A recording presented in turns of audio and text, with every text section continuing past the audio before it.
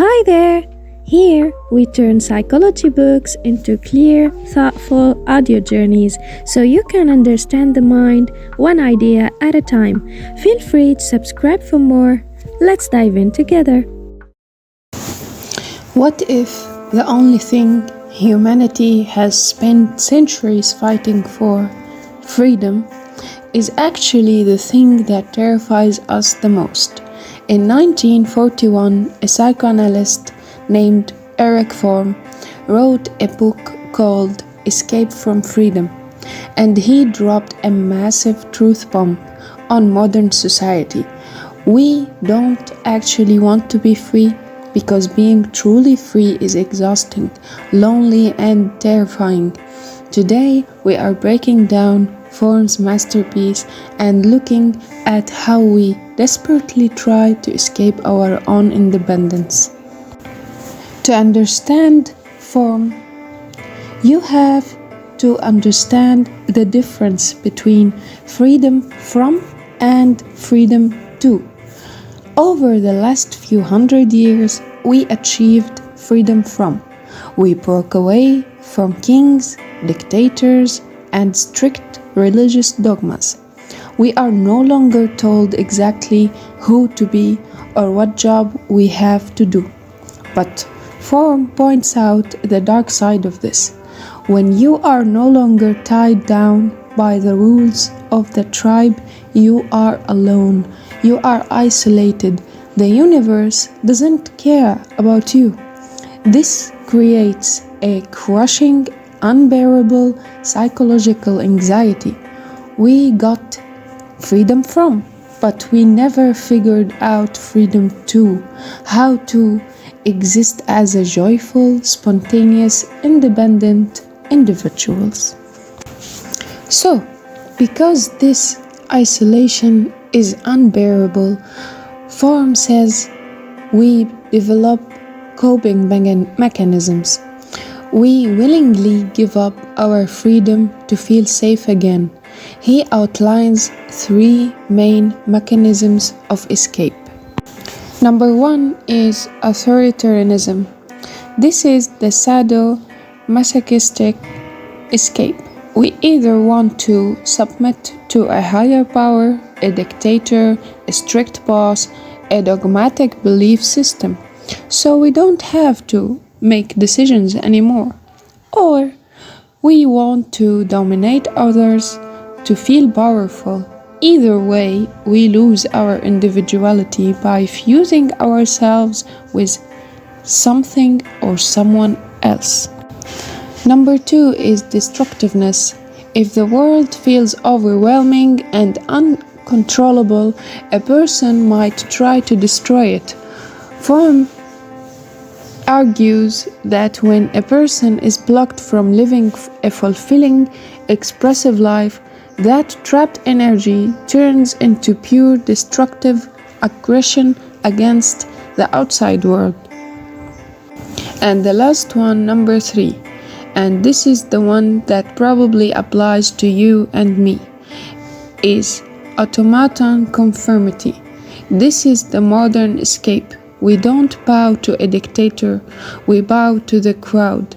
We dress like everyone else, we adopt the opinions of our favorite influencers, and we chase the goals society tells us to chase. We become robots. We feel safe because we blend in, but the price we pay is the complete loss of our true, authentic selves. So, are we doomed? Are we just going to keep handing over our freedom over to tyrants or trends? Fromm didn't think so. He believed the only cure for this anxiety is what he called spontaneous activity. The way out isn't to go backward to a dictatorship. The way out is to connect with the world through authentic love and meaningful creative work. When you create something just for the joy of it, or when you love someone without trying to control them, you bridge the gap between yourself and the universe. You are no longer isolated, but you are still an individual. That is true positive freedom. Usually when we talk about human desires, we treat freedom as like the ultimate prize. Right, it's the ultimate goal. Yeah, it's a finish line. It's the thing everyone everywhere claims to want above all else. But what if that is completely wrong? Oh, wow. Like, what if the one thing human beings claim to want freedom is actually something we are secretly terrified of?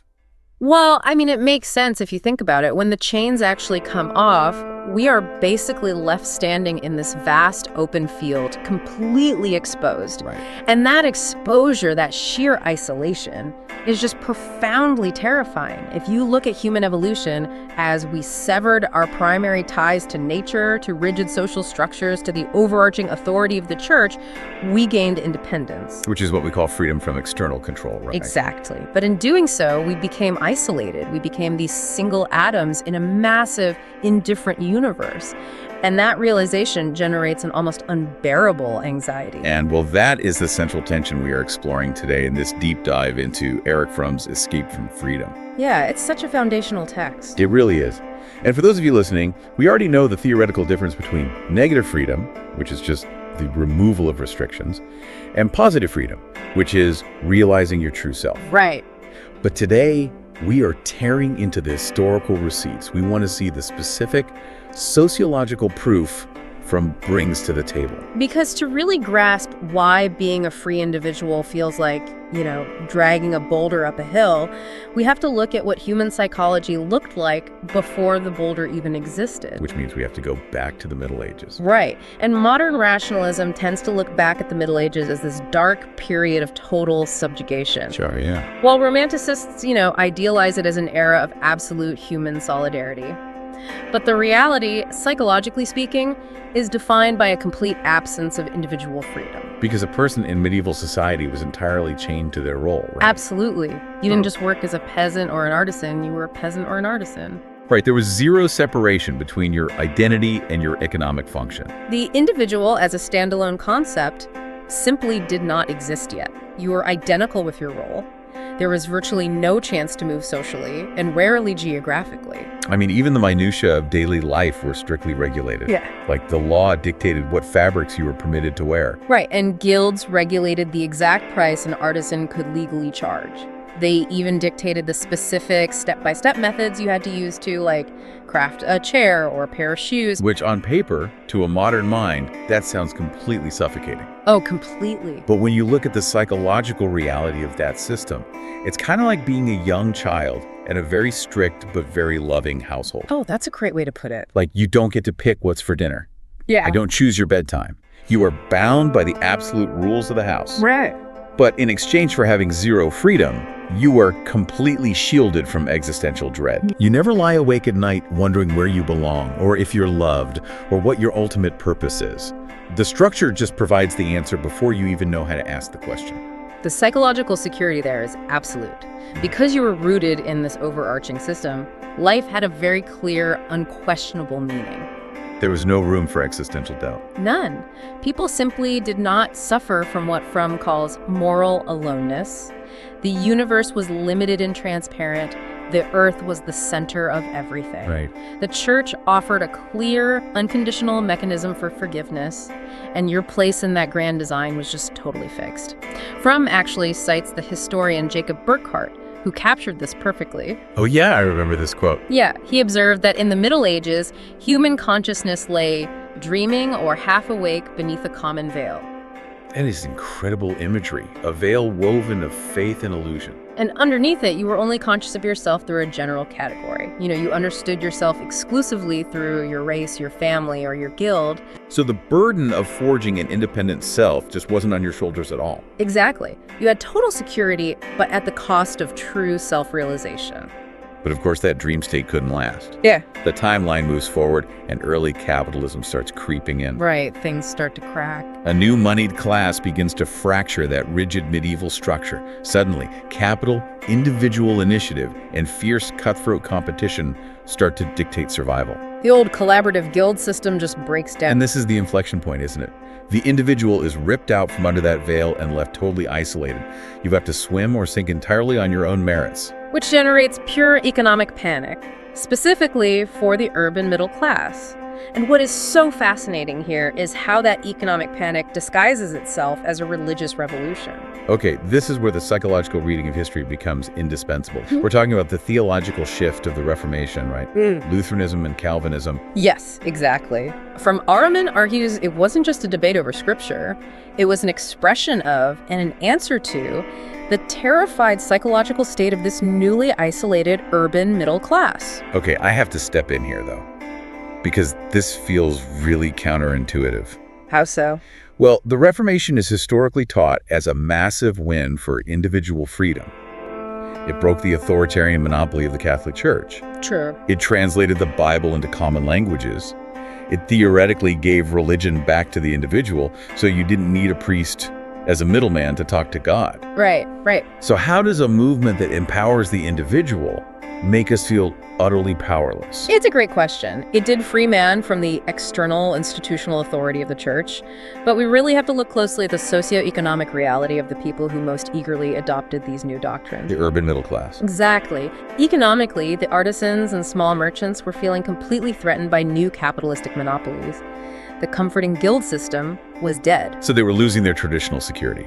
Yes, and feeling entirely powerless against these massive anonymous economic forces that could just bankrupt them overnight. Wow. So Luther and Calvin's theology essentially held up a mirror to that exact economic anxiety and then amplified it to a cosmic scale. So instead of feeling crushed by an invisible economic market, they projected that feeling of being crushed up into their theology. Precisely. Take Martin Luther's teachings, for example. His core assertion was that human nature was innately evil and the human will was completely powerless. Wow, okay. You could do absolutely nothing on your own merits to achieve salvation. The only way to cope with this terrifying isolation and inherent wickedness was complete self-effacing submission to God. You had to actively annihilate your individual pride. Yes. And John Calvin just cranks that dial all the way up. With predestination. Exactly. He makes the doctrine of predestination the absolute cornerstone of his system. Before you are even born, God has arbitrarily decided whether you are saved or damned. There is zero you can do to change the outcome. Nothing. Your fate is completely out of your hands. It is the ultimate spiritual expression of human powerlessness. It completely denies any human equality or solidarity. The brutal irony of Calvinism, though, is how people actually reacted to it. Like, if your fate is already sealed before birth, logic suggests you would just sit back, relax, and do nothing. Right. Why bother trying if the test is already graded? Exactly. It should lead to total fatalism. Just grab a drink and wait for the end. Yet historically, Calvinism birthed an incredibly intense, frantic work ethic. Which Fromm says is pure anxiety evasion. Unceasing effort and work became an irrational compulsion. Work was no longer a joy or a way to realize human potential or even just a practical method to survive like it was in the Middle Ages. You know, it's the psychological equivalent of waiting in a doctor's office for a potentially fatal medical test result. Oh, that's a really good analogy. Like the result is already decided. It's sitting in a closed folder on the doctor's desk. You cannot change it. But the sheer terror of that powerlessness makes sitting still physically impossible. Yeah, you can't just sit in the chair. Right. So you pace the floor, you rapidly reorganize your wallet, you clean your house top to bottom, you do something, anything, to drown out the deafening roar of your own helplessness. And that frantic pacing is exactly the birth of the Protestant work ethic. You worked feverishly not to change your fate, but to prove to yourself that you must be one of the chosen. Success in business became the psychological proof of salvation. Exactly. You are drowning in the doubt of your own significance, so you hustle. You work until you are exhausted, so you just do not have the energy to feel the anxiety. I mean, if we pull that thread forward, you can see the direct through line to modern hustle culture. Oh, 100%. The theology eventually faded away, but the panic remained. We stripped out the Calvinist God, but we kept the frantic, secularized pacing. We still champion 80-hour work weeks and endless grinding as a way to outrun that nagging feeling of being isolated. This theological shift conditioned the individual to internalize their own insignificance. It trained people to subordinate their entire lives to a power outside themselves. Which sets a really dangerous precedent. It does. That deep-seated belief that personal powerlessness can only be relieved by frantic activity and submission to an overwhelming authority sets the stage for an incredibly dark chapter. Because when massive economic devastation strikes again in the 20th century, people are not going to look for a tyrannical God to submit to. No, They were going to look for a human dictator. Which brings us directly to the collapse of the German economy in the 1920s and 30s. And just as a quick reminder to everyone listening, we are strictly looking at this through Fromm's objective psychological and historical analysis of the text here. We're not taking any political sides, just reporting his sociological findings. Right, purely reporting on the psychological mechanics he outlines.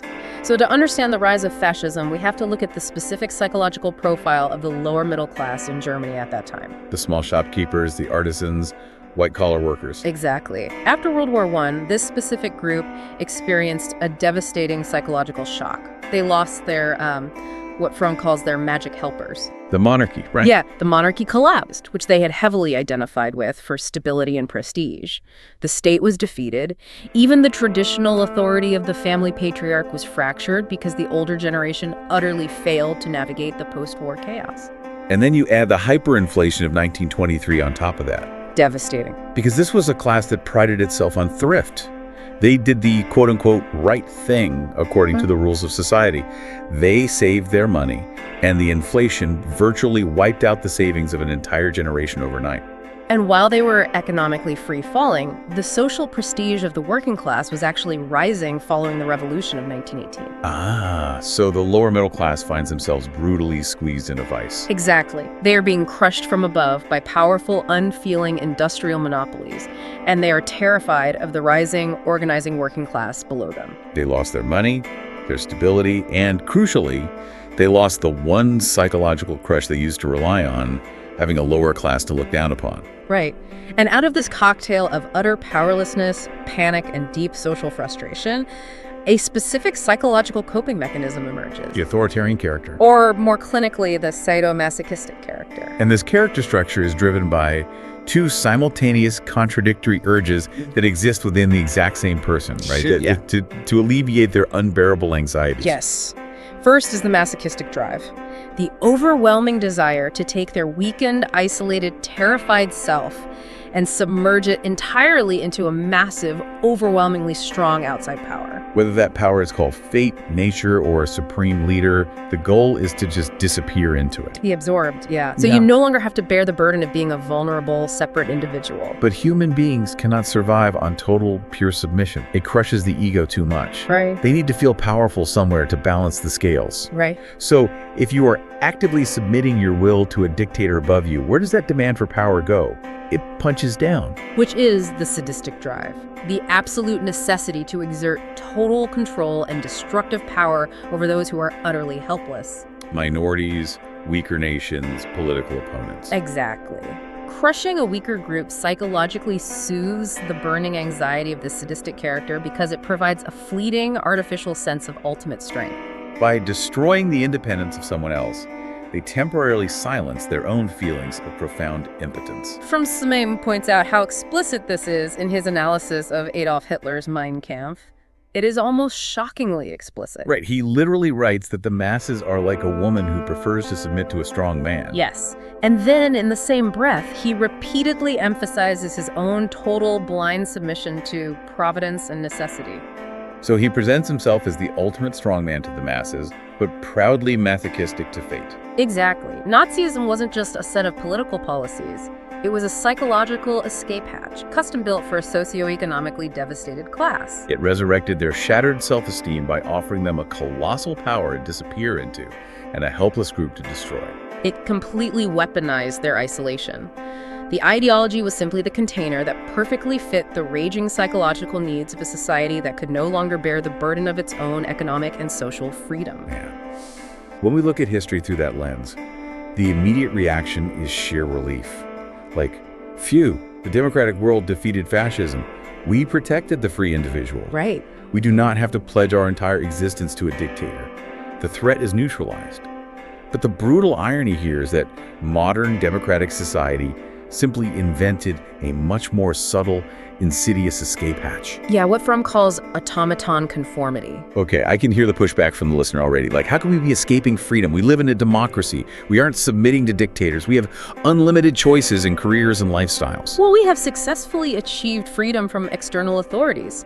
No monarch or totalitarian state is dictating our careers or our beliefs, but we haven't actually achieved freedom to be our genuine, authentic selves. Because that foundational anxiety, the terror of being an isolated, separate individual, is still there. It's still terrifying. So instead of submitting to a dictator with a standing army, we unconsciously submit to anonymous authorities. And anonymous authorities do not wear uniforms. They look like common sense. They look like public opinion. Exactly. They look at the algorithm dictating societal expectations. Yeah. We aren't threatened by secret police, but we are terrified of being ostracized, of being different in a way that isolates us even further from the herd. To visualize this, think of an algorithmic social media feed. The algorithm itself doesn't possess a true core identity. It instantly and continuously reshapes itself based on whatever the surrounding environment rewards with engagement and clicks. Oh, wow. In Automaton Conformity, human beings do exactly that. We become flesh and blood algorithms, constantly optimizing our personalities for social approval. So we basically adopt the personality offered to us by the cultural pattern. But the mechanism of how we actually pull that off, how we lie to ourselves, is what's so fascinating. Yeah. Because nobody actually thinks they are conforming. Right, we adopt what Fromm calls a pseudo-self. We think, we feel, and we will exactly what we believe we're supposed to think, feel, and will. The tragedy of the pseudo-self is that we genuinely trick ourselves into believing these implanted thoughts are our own original ideas. Let's walk through exactly how that internal lie works, because it's probably the most haunting part of this entire analysis. Okay, sure. Imagine someone choosing a career path, like becoming a corporate lawyer or an investment banker. The societal expectation, the anonymous authority, says this path brings prestige, wealth, and security. Right. But internally, the individual might have a nascent, genuine desire to be an architect or a teacher. But the anxiety of disappointing parents, losing status, or stepping outside the cultural blueprint is so severe that the individual suppresses the genuine desire entirely. They bury it. Right. And they don't just reluctantly go to law school. They actively convince themselves that the law was their passion all along. They weave an entire narrative of personal choice around a decision that was actually dictated by the fear of isolation. And in doing so, the discrepancy between I and the world just disappears. The conscious fear of aloneness vanishes because you are safely identical to everyone else. But the cost is the total loss of the true self. And because we hollow out our true identity to survive the anxiety, we end up completely obsessed with proving we are unique. Yes. There's this brilliant example from uses regarding modern consumerism. We are so starved for real individuality, so desperate to prove we aren't just cogs in a machine, that we manufacture difference. Right, the luggage example. Exactly. We buy a mass-produced identical piece of luggage, and we pay extra to have our personal initials stamped on it. Yeah. Or we buy a car because the commercial tells us it's different, just like you. It is a profound, tragic illusion. We pacify our deep evolutionary need for identity by clutching at the tiniest mass-produced vestiges of customized individuality. Wow. We are entirely safe from isolation because we are exactly like everyone else, but we are emotionally and mentally starved because the true self has been abandoned. So if we pull back and look at the entire arc of this deep dive, the thesis is bulletproof. The burden of freedom, the sheer terror of being a separate, isolated individual, is the invisible engine driving modern history. It really is. We started in the comforting, secure cage of the Middle Ages, where you had zero freedom but absolute psychological belonging.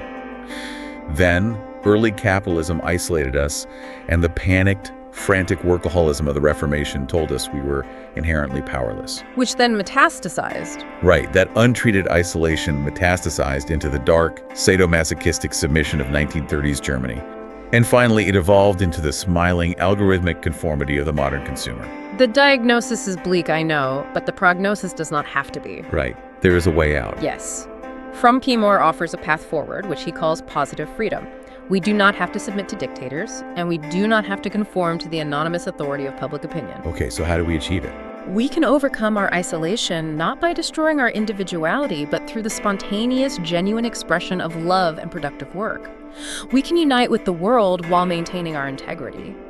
But it requires immense courage to cultivate the true, organic uniqueness of the self, rather than settling for a customized pseudo-self. It demands a supreme respect for the peculiarity of our own minds and the minds of others, which I think leaves you, the listener, with a final haunting thought directly from the text to mull over. What's that? Fromm warns that people do not die quietly from physical starvation. But they do not die quietly from psychic starvation either. That's powerful. If our modern world continues to offer only the sparkling illusion of individuality, while secretly turning us into anxious algorithms optimizing for approval, what new, dangerous escape from freedom might we be tempted to invent tomorrow? Escape from freedom is a warning. It tells us that if we don't learn how to handle the psychological weight of our own independence, there will always be someone waiting in the wings, more than happy to take it from us. Thanks for watching and listening.